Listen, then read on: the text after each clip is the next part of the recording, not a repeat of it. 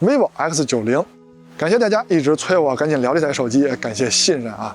但是我也得买着它才能上节目啊，是吧？那 Pro Plus 版本呢，我也买了，那台手机到货的晚一点，等到货以后呢，会跟这台 X90进行对比。那为什么这两台手机会对比呢？主要是在使用中啊，我发现这台 X90有点名不副实。那主要是体现在它的蔡司 logo 以及 T 型镀膜的 logo 上面。那么这点呢，到了夜景环节才能看得比较清楚。那注意看下方的进度条啊。我们聊的环节还是很丰富的。等 Pro 版到货以后呢，会跟这台 X90进行对比。我也好奇它俩是否在物理光学上就有很大的差距，因为这点呢是很能反映造价的，很能反映成本的。那么今天呢，咱们就先聊这台 X90。在每期节目开始前呢，我都会用手机去拍摄一些摄影作品，拍得不好抛砖引玉，希望您也可以参与到摄影中来。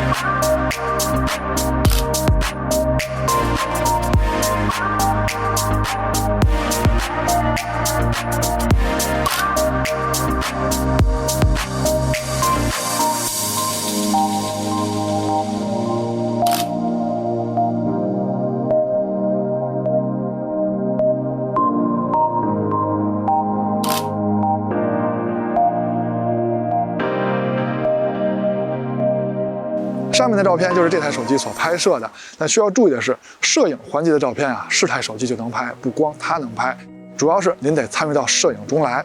那剩下的环节呢，就是测试环节了。欢迎收看 ZPH， 记得点赞加关注支持我们，因为这样对我们的帮助非常大啊。那下面呢，就来好好看看这台 vivo X90在影像方面，在光学方面的表现怎么样。vivo X90 后摄3颗定焦镜头，注意啊，是定焦镜头。主摄超广角，还有一颗2倍的中焦，但是在官网的参数中呢，写的这台手机有2倍的光学变焦，这个是不对的啊。在拍摄界面中呢，有3个焦段切换按钮，对应的就是前面说的3颗光学镜头。可惜的是，这颗2倍镜头呢没有光学防抖，你看录屏中这个2倍焦段有点晃。在屏幕最左边这个蔡司按钮，点击它就是切换2种色彩模式，一个是默认模式，一个是蔡司自然色彩。现在看到的对比就是默认模式跟蔡司自然色彩的对比。默认模式拍摄的色彩有点热烈，那蔡司自然色彩呢，相对来说有点冷静。那下面咱们就开始好好聊聊这台手机各个镜头的光学素质。咱们还是先从主摄开始聊起。主摄的参数都放在这里了，感光器呢不是很大。哦，对了，问你们一下啊，你们觉得这个价位的手机，这个感光器参数合适吗？啊，当然了，光看参数也没用啊，咱们得好好看看它的实拍效果怎么样。那么我觉得颜色还是不错的啊，我挺喜欢的。我用的是默认设置，那在中心跟边角画质方面，中心画质不错啊，有点锐化，边角画质把控的不错啊，没什么下降啊。当然了，它的感光器尺寸也不是很大，边角画质就应该把控的不错。再看一张主摄的样片，这次的色彩呢，我就没有刚才那么喜欢了。那么在画质方面呢，中心解析力不错啊，还是有些锐化，边角画质呢还可以啊，就是到了最边上的时候稍微有些下降。主摄是有5000万像素高清模式的，那跟默认模式比呢，颜色上还是很接近的。那这点软件上下的功夫还不错啊。在解析力方面，高清模式也确实比普通模式强很多。好，该到超广角镜头了，参数呢都列这儿了啊，尤其是等效焦段啊有点一般，视角还不够宽广。现在是主摄跟超广角的视角对比啊，好消息是颜色还是比较统一的。那光学和成像方面呢，中心解析力是不错的啊，锐化看起来也比主摄强一些，但是还是有锐化的。那边角画质呢，看起来下降的不多啊，但是由于它的视角不够宽广，那这也是应该的。再看一张超广角的样片，颜色方面我还是认为不错的啊。那中心解析力方面没问题，边角画质呢稍微有些下降吧，但是考虑到它的视角不够宽广啊，那么也就这么回事吧。到2倍镜头了啊，从参数上看呢，可惜的地方就是没有光学防抖。这颗2倍镜头的对焦效果还是可以的啊，在使用中对焦还是没问题的。但是从录屏中呢，你们也看出来了，画面有点抖，那就是因为它没有防抖嘛。那拍摄的时候呢，就需要各位的铁手了。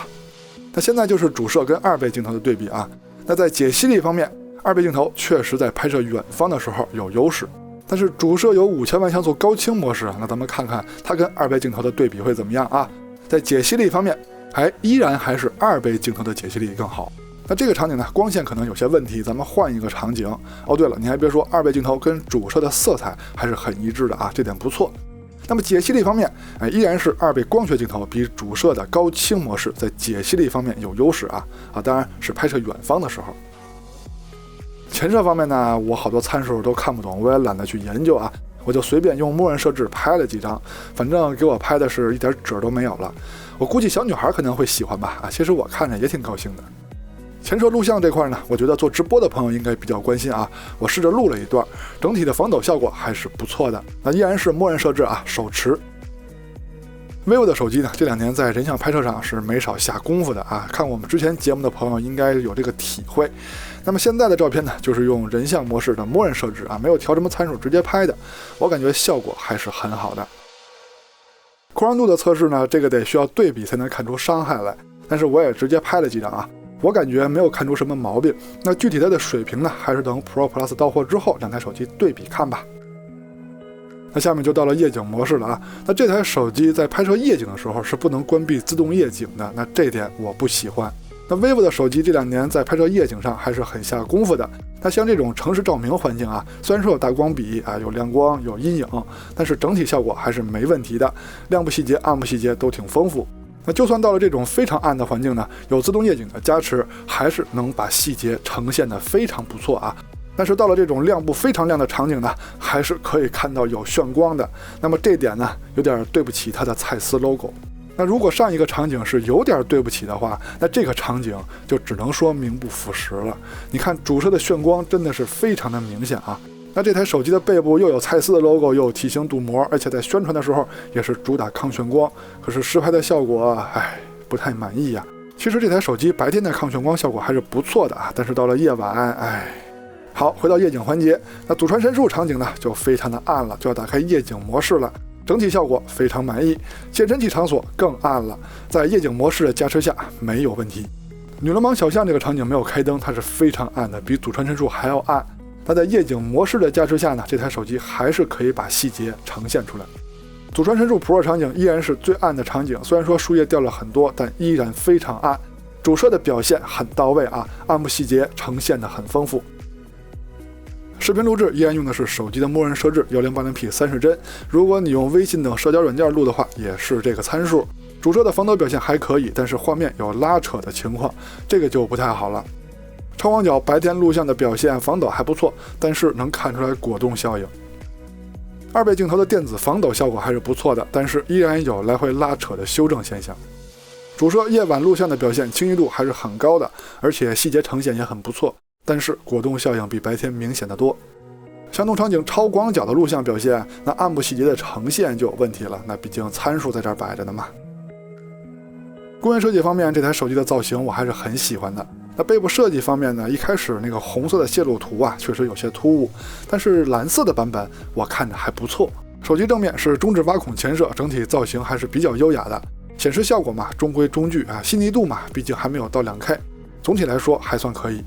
手机的厚度控制的还不错，手感也比较优秀。后摄凸起高度呢不是很高，那毕竟主摄的尺寸跟那摆着嘛，不用那么厚。但是到了 Pro Plus 版本就不好说了，咱们到时候再看吧。处理器用的是最新的天玑9200，但是我估计性能什么的各位应该比我都清楚了，我们是聊影像的节目啊。那下面呢，我们就来总结一下这台手机在影像方面的表现。主摄的参数不是很亮眼，但是效果还是够用的。镜组的光学素质也不错啊。当然了，这个尺寸的感光器啊，只要用点心，多花点成本，应该就是这个效果。超广角只能说一般了，视角不够广，也就聊胜于无吧。那看来成本在超广角上是能省则省了。2倍镜头呢比较堪用，比主摄的高清模式解析力都有优势。可惜呢就是没有光学防抖，暗光下呢还得考验各位的铁手。人像的表现不错啊，vivo的强项没有让人失望。夜景的表现呢很好啊，但是从炫光上看不配打上蔡司的标识，这点呢有点名不副实。好在整体的夜景表现还算上乘，视频的效果可能在软件上还差点功夫吧。防抖和果冻效应呢，希望可以在后期软件升级时得到改进。OK， 到结尾了，希望上面的内容可以在选择方面为您提供一些帮助。最主要的是希望您能喜欢我们的节目啊，记得点赞加关注支持我们，因为这样对我们的帮助非常大。我们下期节目再见，拜拜。